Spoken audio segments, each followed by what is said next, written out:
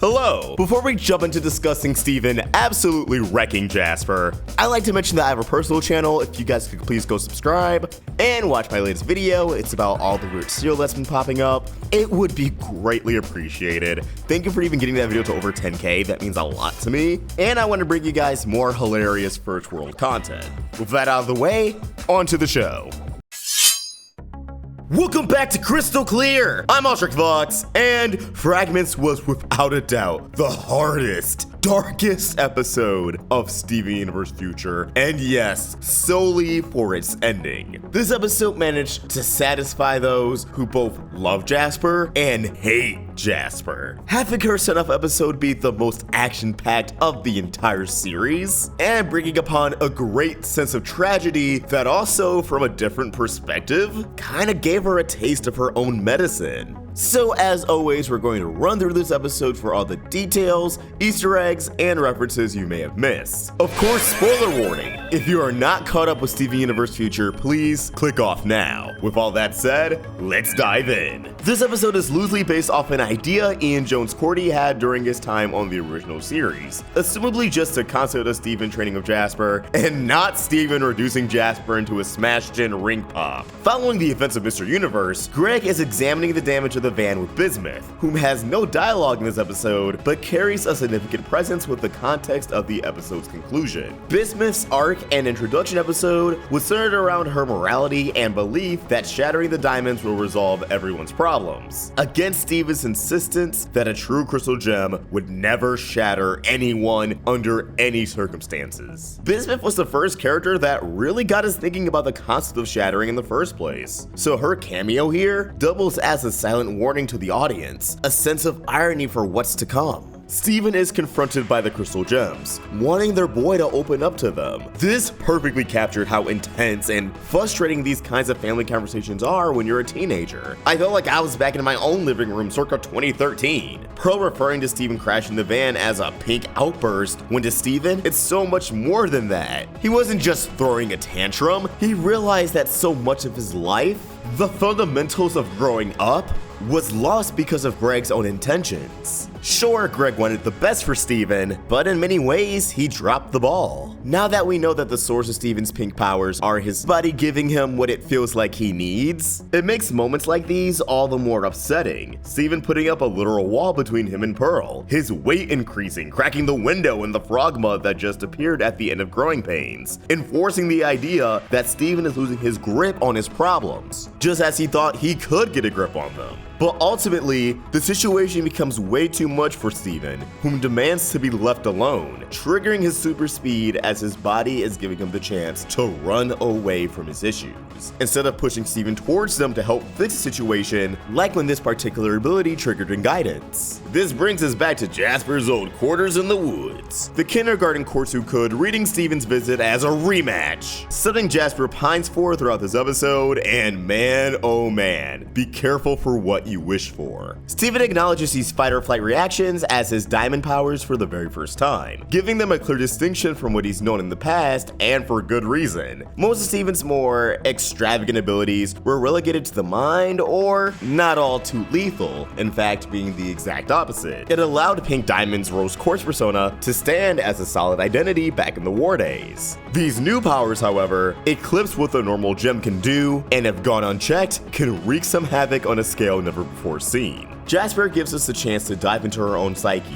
what her current problems are, and surprise, surprise, they're not too far off from Steven's. Jasper feels as if Steven shouldn't keep a distance from his diamond abilities, as he'll never learn to control them without the chance to use them. His power and anger can't be channeled without an outlet. Jasper's anger stemming from the fact that she's now aimless in life with no direction. She has no one to serve and nowhere to go. Before the events to change her mind, she was still serving Pink Diamond, even in death. Her legacy and title had to be avenged at all costs. But Pink Diamond ended up being Rose Quartz. Jasper's idol was her mortal enemy. so all the pressure she put on herself ultimately became null and void. Jasper, just like Steven, needs to be needed, but by one particular person, someone to rule over her, as opposed to Steven's need for a continuous string of people to help. Understanding his connection with Jasper to an extent, Steven decides to try things her way, channeling his own anger and frustrations into decking a tree, which leads to hilarious callbacks from Little Homeschool. In response to Jasper egging on his environmental destruction, Steven kisses the tree, much as he healed a tree damage in his first battle with Jasper. In the process of healing this tree, grass begins to sprout, alarming Jasper, who furiously rips it out of the ground. As we learn in Little Homeschool, she made sure to completely eradicate any trace of grass around her campsite. It's worth mentioning that the rose quartz shield is absent from this episode, and likely will be for the rest of the series. Steven now manifesting pink hexagons that are similar to his pure gem half. Pink Steven's method of defense against White Diamond and Change Your Mind.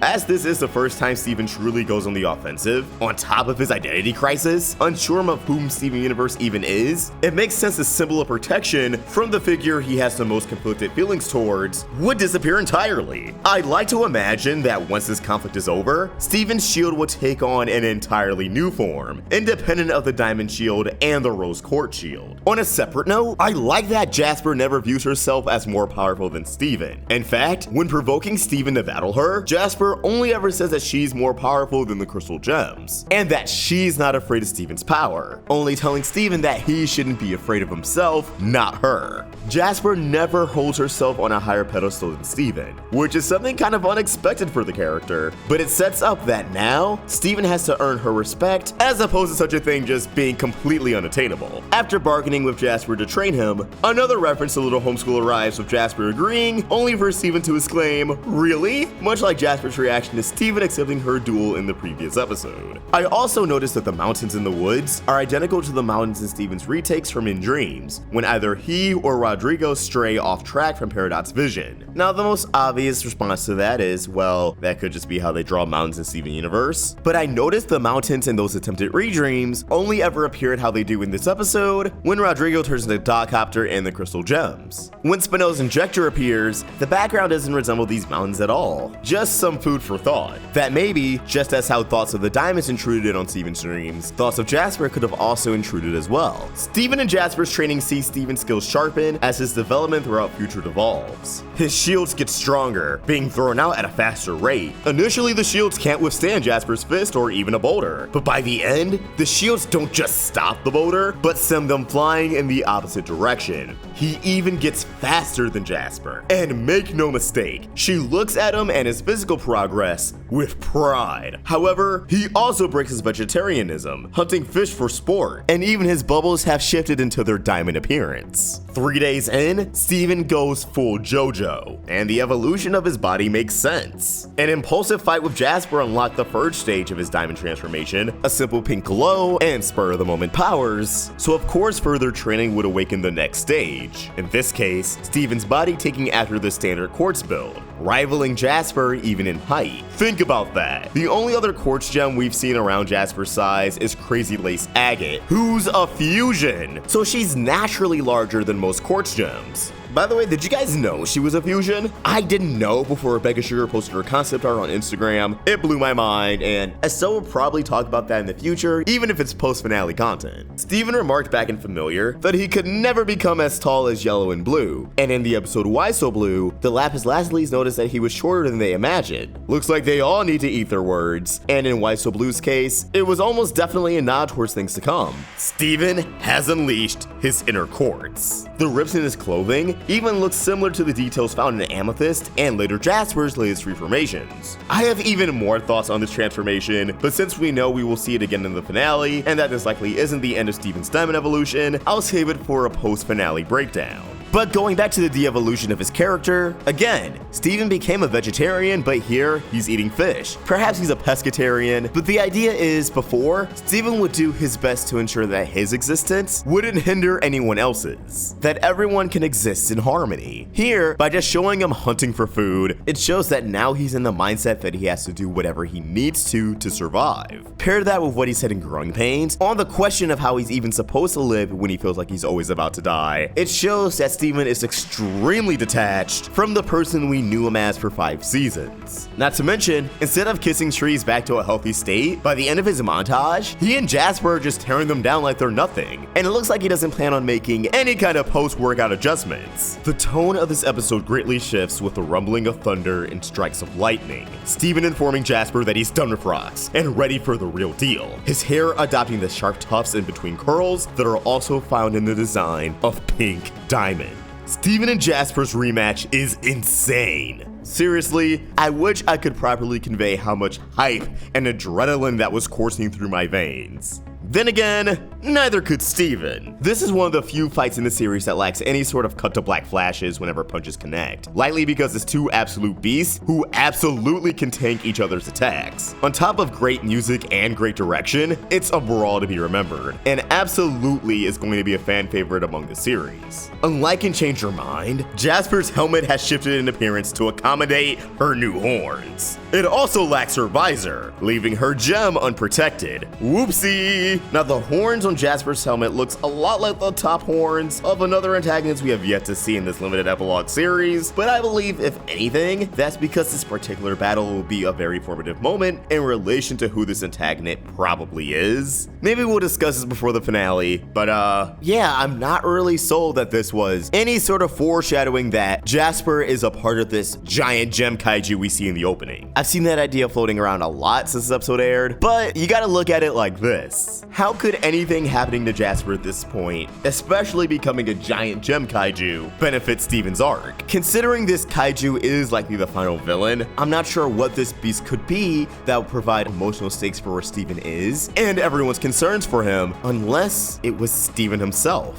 Anywho, Steven's hair alternates back and forth between messy curls and a particular pink diamond tufts, resembling his mother in particular moments. One was when he first challenged Jasper to the rematch, but another pivotal moment comes when Jasper chastises Steven, asking if he wants to go back to his gems, asking if he's weak. In these moments, similar statements that trigger Steven's pink state in the first place, he sports what we'll just call mom hair. Steven jumps back into battle, getting hooked onto an adrenaline high, laughing just like Jasper, his super speed and floating causing him to zip through the sky as if he's a Super Saiyan. Which, on that note, Jasper and Steven's training was very reminiscent of Piccolo training Gohan in Dragon Ball Z, right down to the 2 at a campfire. But the most telling factor of this battle, more than anything, is that not once in this battle, unlike the first time they threw hands, does Steven issue his bubble boxing gloves. Figuratively and literally, the boxing gloves have come off. Trapping Jasper with 4 hexagons, Steven creates a 3-sided death sentence, adding spikes to his walls much like his bubbles, finally sporting diamond eyes that accompany his alarming bloodlust, launching his creation at Jasper. The kindergarten courts who could, shattered by Steven Universe, the one who wanted to help Jasper when everyone already moved on from her. Remember, Steven's mission in the first episode of Future was to give Jasper a purpose, and instead, he ends her life.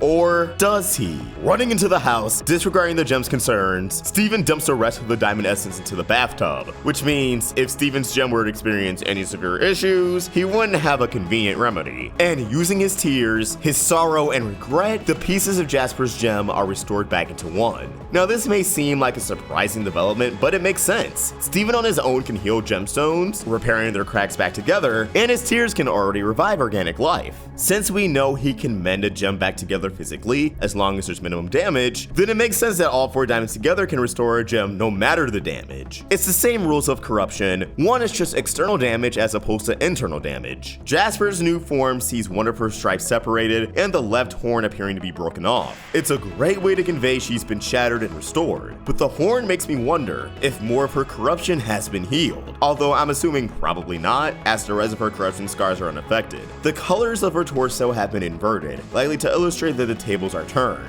Now, she obeys Steven. Ending this episode on an eerie note, Jasper getting on one knee, bowing to Steven's strength, referring to him as my diamond, bringing Steven full circle in the worst way possible. Now he's undoubtedly everything he strives so hard not to be. His mother, a diamond. Someone who gains respect out of authority and dominance over teamwork and communication. Or at least, that's probably how he feels. We all know it was an accident. He pushed himself too far. Of course, Steven did not mean to kill Jasper, but it was still a grave mistake on his part. Steven will probably compare himself a lot to the Diamonds, but he has to remember, whereas he shattered gems on accident, they used to do it left and right like it was nothing, with a purpose. But yeah, things are pretty rough. And now it is time for us to approach the end. But as always, these are just my thoughts, and I want to hear yours. What do you think? What stuck out to you the most about this episode? Where would you rank it among your favorites? And are you ready for the end?